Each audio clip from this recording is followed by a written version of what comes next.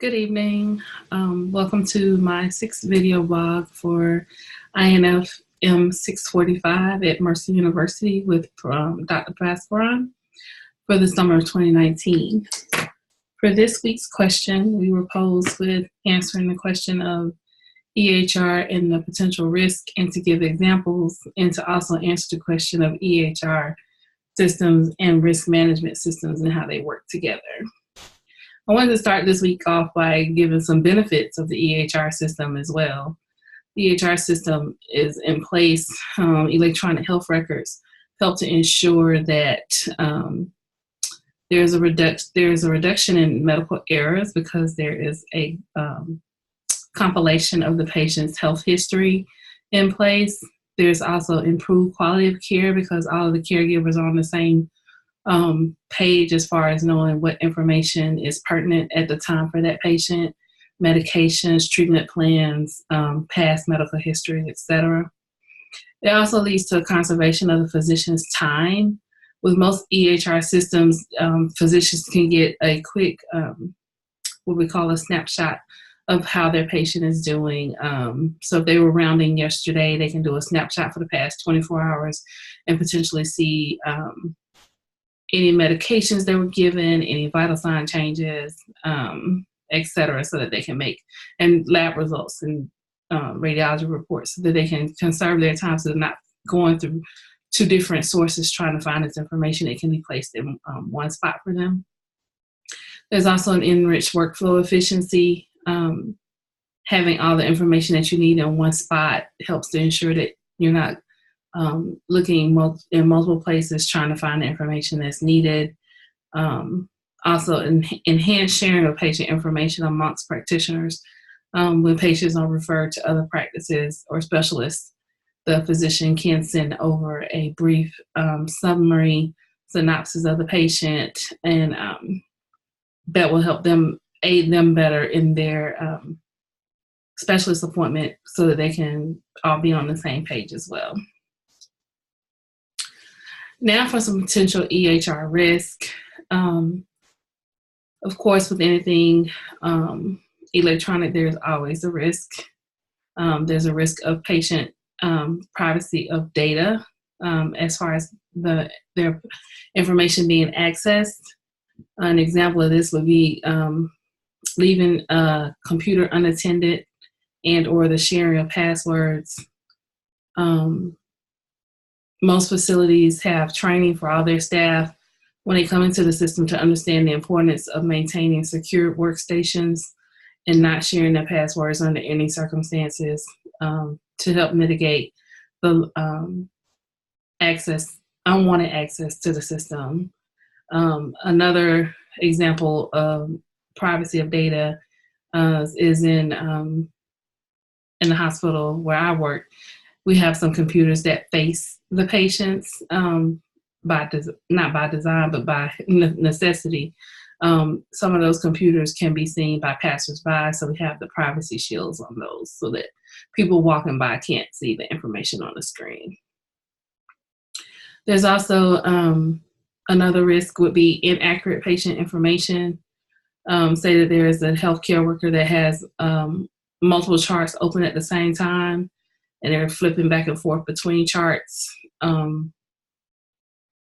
There is a possible solution for this is to set a system limit on how many charts can be open at one time. At my facility, they have it set at 3, so you can only have three patients' charts open at one time, which is still a lot because you can make an error on 2. If you have 3 open, that's still a risk, but it mitigates it if the less charts you have open. You also want to encourage your staff to use real-time charting to also minimize error risk. If you do real-time charting, meaning you're charting while you're actually performing whatever procedure or task that you're doing in the patient's room, you mitigate the error potential because you're actually looking at the patient's chart and looking at the patient at the same time, and you can verify their identity.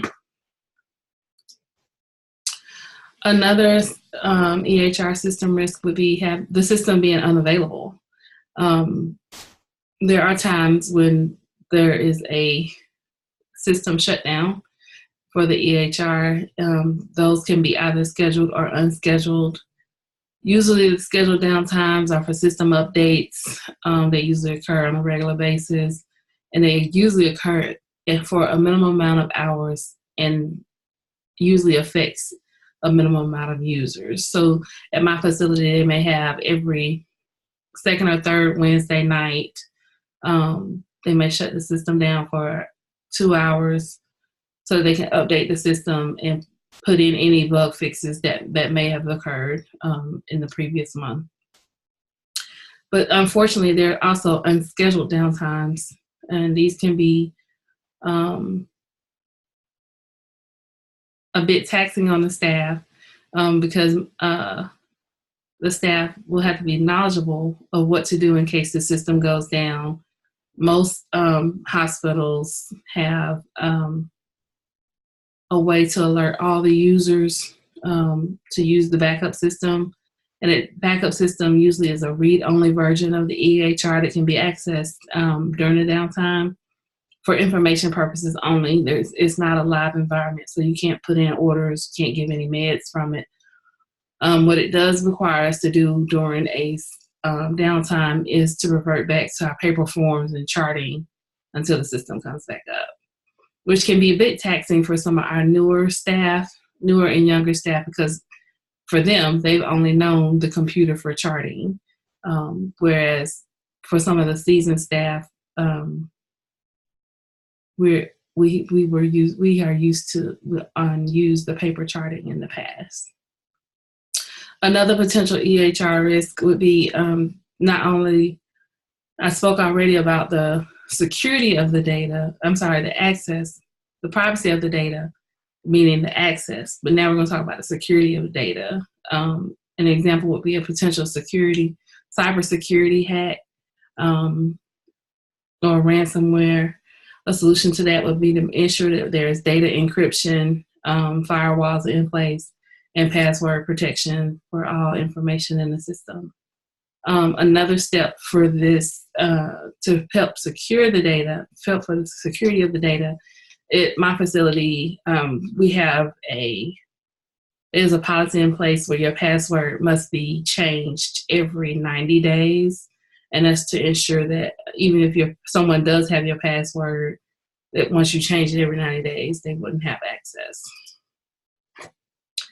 For the second question for this week, as far as the EHR system and the risk information system, the goals of the risk information system should be to turn any data into meaningful information regardless of what system was used.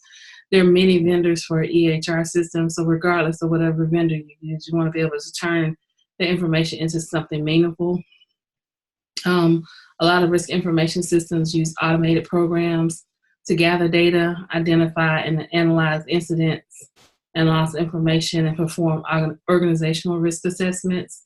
This is to help ensure that there's no potential breach or potential loss that is going unnoticed.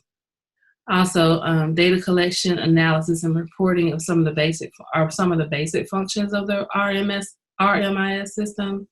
It can be customized according to the vendor as well. And you should work closely with the IT staff to review, develop the software specifications for the IT team ongoing support and maintenance of that system.